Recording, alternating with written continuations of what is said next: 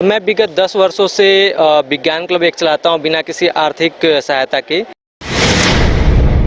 का मुख्य उद्देश्य है क्वालिटी एजुकेशन जो है सस्टेनेबल डेवलपमेंट गोल का उसके पे करना। तो अभी आप देख सकते हैं कि स्टूडेंट में साइंस के लिए बहुत कम अवेयरनेस है और एनर्जी कंजर्वेशन वगैरह के लिए लोगों को जागरूक करना। उसी प्रोडक्ट को अगर वो मार्केट में लॉन्च कर पाए तो डेफिनेटली न इसके द्वारा न सिर्फ वो लोगों की समस्याओं को हल कर पाएंगे किसी प्रोडक्ट के द्वारा, बल्कि वो कंपनी भी स्टार्ट कर सकते हैं। इसका जो स्वरूप है बढ़ता गया। कहते हैं छात्रों के बीच विज्ञान के प्रचार प्रसार को लेकर के बहुत काम करने की ज़रूरत है। खास करके स्कूली शिक्षा के तहत आप देखेंगे विज्ञान को लेकर के, साइंस एंड टेक्नोलॉजी को लेकर के, उसके इंकरेजमेंट को लेकर बहुत काम करने की फिलहाल ज़रूरत है। इस वक्त हमारे साथ मौजूद हैं एक ऐसे ही युवा जो इस क्षेत्र में पिछले कई वर्षों से काम कर रहे हैं और बेशुमार छात्रों के बीच उन्होंने लोकप्रियता हासिल की है। वो खुद मौजूद भी और उनके शिक्षक भी मौजूद हैं, तो उनसे ही तारुफ कराते हैं और बातचीत शुरू करते हैं। आपका नाम क्या हुआ? मेरा नाम आलोक कुमार चौधरी है। मैं आज विधानसभा की 23वीं वर्षगांठ के अवसर पर आपको सम्मानित किया गया।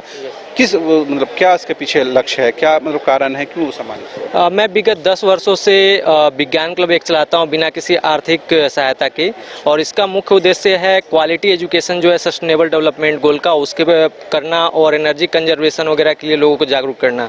तो अभी आप देख सकते हैं कि स्टूडेंट में साइंस के लिए बहुत कम अवेयरनेस है, साथ ही साथ जनता में भी कम अवेयरनेस है, क्योंकि अभी कोरोना जो आया था उसमें आप देख सकते हैं कि लोगों को जागरूक करना पड़ा। मास्क क्या है, कोविड क्या है, अगर ये चीज़ें लोग पहले से ही जानते तो ये सारी चीज़ें जन जागरूकता करने की ज़रूरत नहीं पड़ती। तो विज्ञान क्लब आप चलाते हैं, इसका फॉर्मेट क्या है और ये कब से चल रहा और किस फॉर्म में चला, ऑनलाइन ऑफलाइन क्या है? हमने सबसे पहले इस क्लब की स्थापना एक मध्य विद्यालय में की थी, लेकिन इसका जो स्वरूप है बढ़ता गया। हम लोग विज्ञान प्रसार, विज्ञान एवं प्रौद्योगिकी विभाग भारत सरकार द्वारा 4 times gold category awarded club है। मीन्स एक छोटे से लेवल पे जहाँ कोई आर्थिक सहायता ना हो, हमने झारखंड और पूरे देश भर में इस क्लब को नाम रोशन किया है। चूंकि झारखंड का इनोवेशन इंडेक्स में नाम बहुत अच्छा नहीं है, तो हम लोग ये कोशिश करते हैं कि हम अपने स्तर पे क्या कर सकते हैं बिना किसी आर्थिक सहायता के या कुछ भी, हम अपने स्तर से क्या कर सकते हैं वो हमारा मेजर गोल है। इनके शिक्षक भी मौजूद हैं, उन लिहाजा उनसे जानना ज़रूरी है कि आखिर इन्होंने किस तरह से इसको तैयार किया और क्या कुछ इनके दिशा निर्देश पर काम हो रहा है। सर ये बताएं कि चूँकि आप तो अपने तमाम चीज़ों की जानकारी है, आपको क्या लगता है आपने जो इनको सिखाया पढ़ाया उससे ज़्यादा कर रहे हैं? बिल्कुल, निश्चित रूप से ये मेरे उम्मीदों से बहुत ऊपर गए हैं और इन्होंने जो किया है वो एक युवाओं के लिए बिल्कुल प्रेरणा स्रोत है और जिसको देख करके कई सारे युवा सीख रहे हैं और आगे आ रहे हैं। और सबसे अच्छी बात यह है कि जो भारत सरकार का जो हमारा विज्ञान प्रसार का कार्यक्रम चलाया जाता है, विज्ञान प्रदर्शनी, पहली बार आलोक विज्ञान प्रदर्शनी में गए थे और तब इन्होंने वहाँ देखा कि मुझे किस तरह से इनोवेटिव आइडियाज़ को हम खोज सकते हैं और आगे अच्छा काम कर सकते हैं। तो बहुत अच्छा उसी समय से ये कर रहे हैं और विज्ञान क्लब जो है हमारा निरंतर आगे बढ़ रहा है। और हम लोगों का एक सपना है कि झारखंड में भी विज्ञान के लिए हम लोग बहुत अच्छा काम करें। तो हम चाहते हैं कि झारखंड सरकार हमारे संस्थान को, क्लब को जो है वो मदद करे और आलोक जैसे लोग जो हमारे यूथ आइकॉन बन सकते हैं, वो बहुत ही अच्छी मेहनत करके जो है हमारे झारखंड को विज्ञान के क्षेत्र में आगे बढ़ाने का काम करें। जो स्कूलों में, खासकर सरकारी स्कूलों में शिक्षा विज्ञान को लेकर, साइंस और टेक्नोलॉजी को लेकर दी जा रही है, वो क्या अप टू मार्क नहीं है?